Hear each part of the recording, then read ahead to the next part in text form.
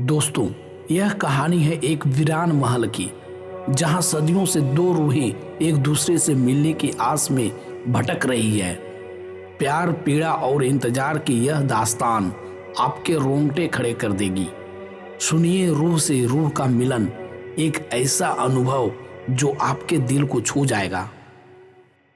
सर्दी की रात थी, आसमान में बादल छाए हुए थे और ठंडी हवाएं हर दिशा में दौड़ रही थी। नंदिनी अपनी गाड़ी चलाते हुए एक सुनसान रास्ते पर बढ़ रही थी। वह एक इतिहासकार थी और उसने हाल ही में एक परित्यक्त महल के रहस्यों पर शोध करना शुरू किया था। लोग उस महल को भूतों का किला कहते थे। इस जगह के बारे में कई कहानियां प्रचलित थी, कुछ डरावनी तो कुछ रहस्यमयी। नंदिनी के भीतर एक अदम्य जिज्ञासा थी। वह हमेशा से उन स्थानों पर जाना पसंद करती थी जिनके बारे में लोग बातें करने से भी डरते थे। इस महल की कहानी ने उसे आकर्षित किया था।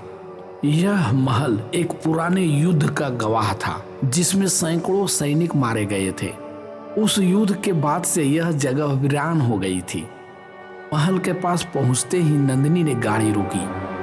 चारों ओर घना कोहरा फैला हुआ था और माहौल अजीब सा खामोश था। उसने अपनी टॉर्च उठाई और महल के बड़े जंग लगे दरवाजे को धकेलकर अंदर दाखिल हो गई। अंदर का दृश्य भयावह था। दीवारों पर काई जमी हुई थी और पुरानी लकड़ी की सीढ़ियां चरमरा उठी। ठंडी हवा के झोंके हर थोड़ी देर में उसकी रीढ़ में सिहरन पैदा कर रहे थे। जैसे ही वह महल के अंदरूनी हिस्से में पहुंची, उसे एक बड़ा हॉल दिखाई दिया। वहां एक पुराना झूला था जो अपने आप धीरे धीरे हिल रहा था। नंदिनी ने झिझकते हुए पूछा, कौन है यहाँ? लेकिन जवाब में केवल गूंजती हुई खामोशी थी। वह आगे बढ़ी और एक पुरानी अलमारी खोली। उसमें से एक मोटी धूल भरी किताब निकली। किताब को खोलते ही उसकी नजर एक कहानी पर पड़ी। उसमें लिखा था कि यह महल कभी राजा विक्रम का था, जो अपनी रानी अदिति से बेहद प्यार करता था। लेकिन युद्ध के दौरान राजा विक्रम मारा गया और यह खबर सुनकर रानी अदिति ने भी अपने प्राण त्याग दिए। कहानी यहीं खत्म नहीं होती थी। किताब के अनुसार एक दूसरे से मिलने की कोशिश में दोनों की आत्माएं इस महल में भटक रही थी। यह पढ़ते ही नंदिनी का दिल तेजी से धड़कने लगा। उसे लगा जैसे किसी ने उसके कंधे पर हल्का सा हाथ रखा हो। उसने पलट कर देखा, लेकिन वहां कोई नहीं था। अचानक उसे लगा कि कोई धीमे स्वर में उसका नाम पुकार रहा है। आवाज इतनी स्पष्ट थी कि वह घबरा कर टॉर्च गिरा बैठी। उसने डर को नजरअंदाज करने की कोशिश की और पूछा, कौन है? जवाब में एक कोमल और दर्द भरी आवाज आई, मैं अदिति हूँ। नंदिनी को यकीन नहीं हो रहा था कि वह क्या सुन रही है। उसने हिम्मत जुटाकर कहा, तुम्हें मेरी मदद क्यों चाहिए? अदिति की आत्मा ने जवाब दिया, विक्रम की तलाश में सदियों से मैं यहाँ भटक रही हूँ। मेरी आत्मा को शांति चाहिए। क्या तुम मेरी मदद करोगी? नंदिनी को एहसास हुआ कि वह यहाँ सिर्फ एक शोध के लिए नहीं आई थी, बल्कि एक ऐसी कहानी का हिस्सा बनने वाली थी जो सदियों से अधूरी थी। उसने अदिति से कहा, मैं तुम्हारी मदद करूंगी। मुझे बताओ, मुझे क्या करना होगा?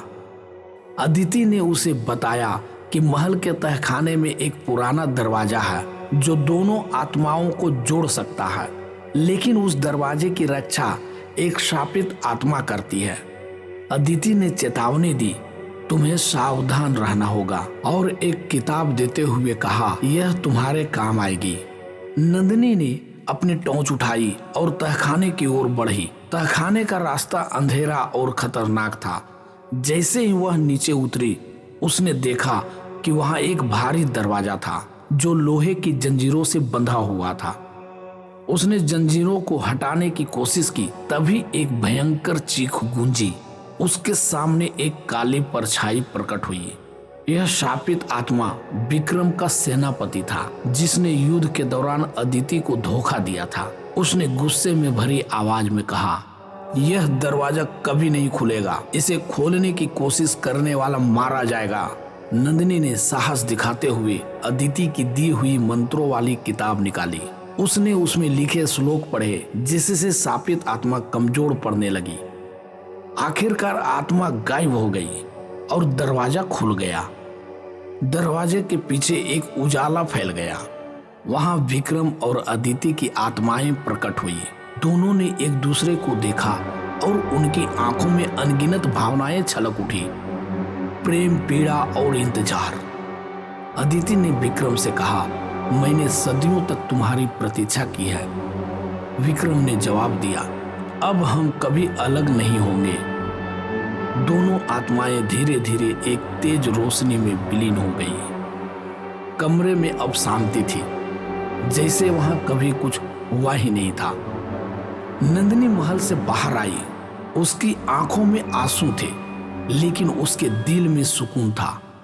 उसने एक ऐसी प्रेम कहानी को पूरा किया था जो सदियों से अधूरी थी।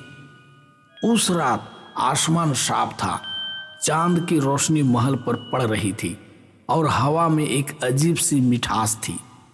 नंदिनी जानती थी कि वह इस अनुभव को कभी नहीं भूल पाएगी।